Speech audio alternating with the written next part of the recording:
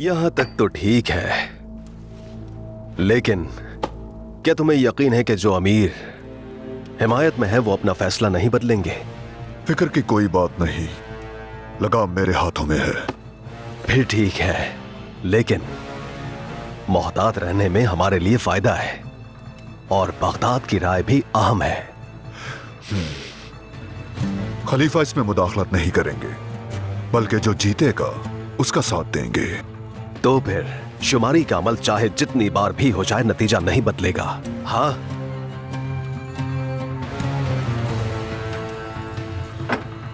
मेरे पास एक ऐसा पत्ता है जो नतीजा बदल सकता है, मगर उसके बाद जो होगा उसकी कीमत तुम्हें भी चुकानी पड़ जाएगी। तुम्हें जो कहना है वो वाज़े अल्फाज में कहो गुमुश्तगिन। वो राय जो मुझे नायब बनाएगी एला में है। जब सलाहुद्दीन अपने भाई को बचाने में मसरूफ होगा तब हम वो पत्ता इस्तेमाल करेंगे। राय का हक रखने वाले तो सभी लोग यही हैं। मुझे नहीं लगता कि बाकी रह गया है कोई और। इतने यकीन से मत कहो ये। तुम्हें याद है हमारे बीच इख्तिलाफ किस बात पे हुआ था? मैंने उसे रिहा कर दिया था जिसे तुमने जबरदस्ती कैद कर रखा था।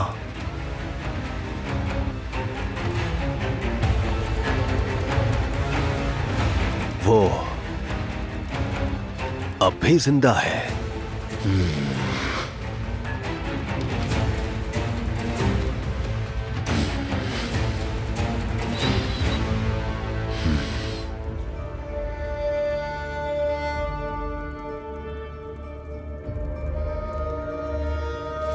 बेशक अल्लाह का कलाम सच है।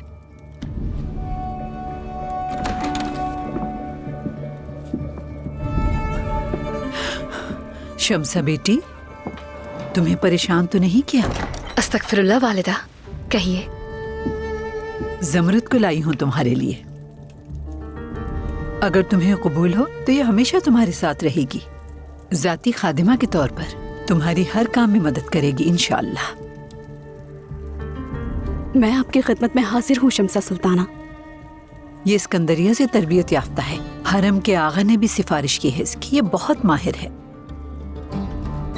वालिदा, यकीनन ये बेहतर होगी, लेकिन मैंने अब तक अपने सारे काम खुद किए हैं। हर वक्त किसी को अपने साथ रखने की आदत हो पाएगी या नहीं जानती। जरूर हो जाएगी बेटी।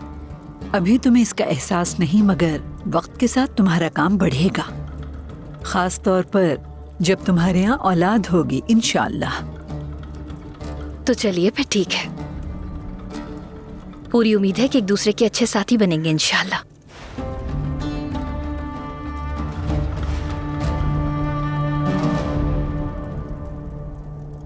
एला किले में दाखिल होना मुश्किल है, लेकिन नामुमकिन नहीं।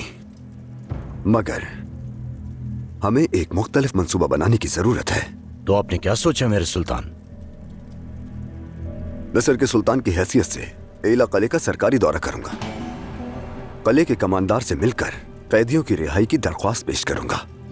तुम किले के अंदर दाखिल हो जाओगे।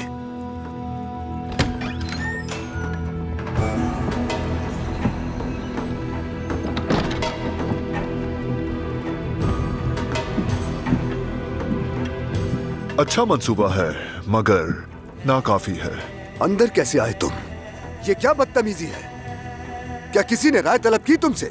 मैं यहाँ मदद की पेशकश के लिए आया हूँ। बोरू का सुनकर अफसोस हुआ मुझे। मेरा सब्र मजीद मत आजमाओ। तुम जो भी कहने आए हो कहो और जाओ यहाँ से। मैं एला किले के खुफिया रास्ते जानता हूँ। अगर मेरी मदद की जरूरत है तो मैं हाजिर हूँ। ऐसा क्यों करना चाहते हो तुम? जब खानदान दाव पर लग जाए तो सब बेमानी हो जाता है सलाहुद्दीन, और जब मुसीबत आ जाए तो मुकाबला खत्म हो जाता है।